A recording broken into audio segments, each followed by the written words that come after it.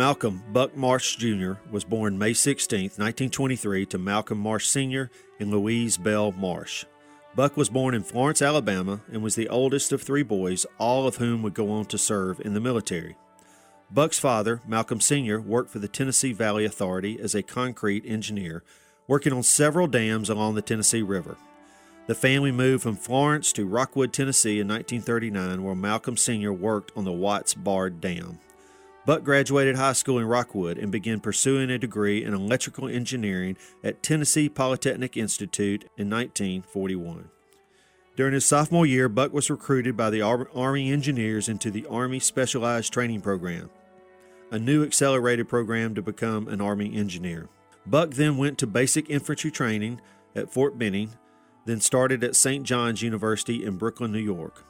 The program was then eliminated because of the large amount of unexpected casualties in Europe during World War II. All members of the Army Specialized Training Program were placed in the infantry. After a few months of training, Buck was shipped to the European Theater of Operation as a replacement, joining the 36th Armored Infantry Regiment. The regiment was an integral part of the 3rd Armored Division, arriving just as the Battle of the Bulge began in 1944. So I wanted to ask a combat veteran what it was that was unique to combat so that I could understand part of it. And I think Buck said something along the lines of, you have to be smart and you have to be skillful, but none of that counts for anything unless you're lucky. Buck and the rest of the division suffered through the bitter cold winter with temperatures hovering around 0 degrees. His buddy that he would always be in the foxhole with, he said he wasn't very good looking, but he sure was warm. The sunshine brought on the ability to counterattack, and the division began pushing the German soldiers out of the bulge and back into their original position. From there, Buck and the 36th Armored Infantry attacked the large city of Cologne in March of 1945, where 2 of the squad were killed by sniper fire. They secured the city and pushed on to Paderborn, Germany in April 1945, suffering horrific casualties. Nevertheless, they persisted through the Elbe River, where they met the Russians, ending the combat for their division and taking an important step towards the end of World War II in Europe. One battle in particular, they had to cross this huge field, and they lost, I believe they had 50 tanks, and they only ended up with 11. And it was the worst battle that he was in. Buck remained in Europe until January of 1946, when he finally made it back to the U.S. for discharge. Buck received 3 battle stars for his time in the Army, the Bulge Ruhr in Central Germany. He also received a Purple Heart and the coveted Combat Infantryman Badge, among other various medals. He was only over there in combat, and I say only, very guardedly, about 5 or 6 months. But I know from talking to a lot of people that 6 days is an eternity. Buck entered the 36th Armored Infantry as a private first class.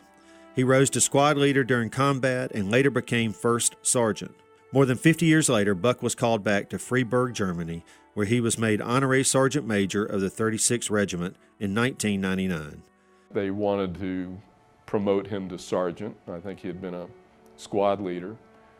And he says, I really don't want that responsibility. And they pointed out to him, well, if you don't want that responsibility, do you want your life in the hands of so-and-so and so-and-so? And he says, I'll be happy to be sergeant. After discharge, Buck returned to Florence, Alabama, and met the love of his life, the beautiful Wanda Mitchell.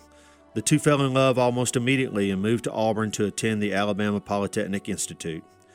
Buck began pursuing a degree in building science in the fall of 1946 and graduated in March of 1949.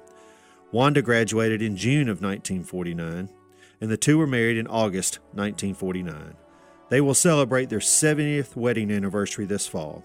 My uncle, Daddy's younger brother, had met my mother and told Daddy that he said, I have somebody I want you to meet. So they went down to the tennis court, and that's where they met.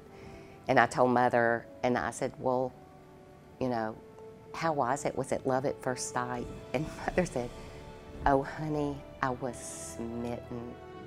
And my grandmother told me when Mother got home from the tennis court, she said I could see it in her eyes.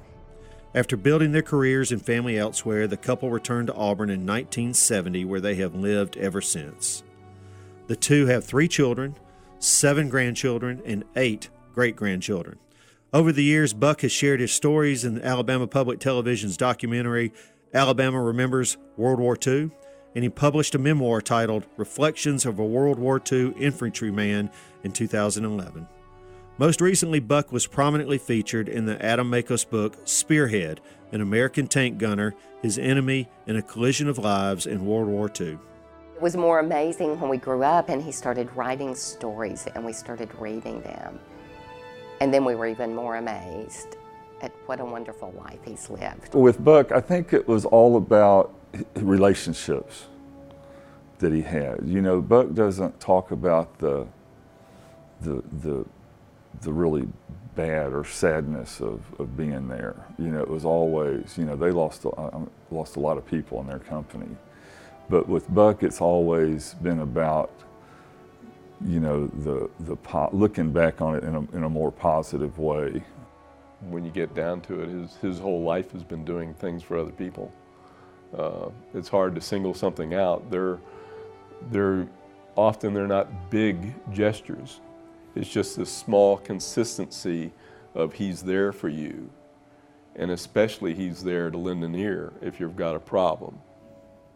And I remember one time it was when he was still working, and I went by his office and I was complaining, and he looked at me and he said, "Susan, this is the only October 15th, 1996 that you are ever going to have to live.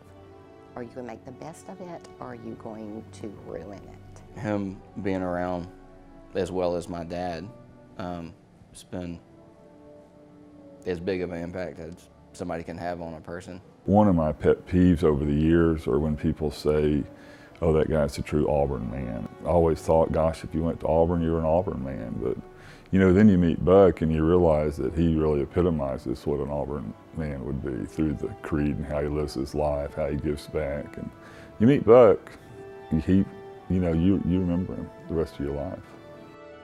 Buck is an exemplary Auburn graduate, citizen, and veteran, and we are honored to present him with this year's Distinguished Veterans Award.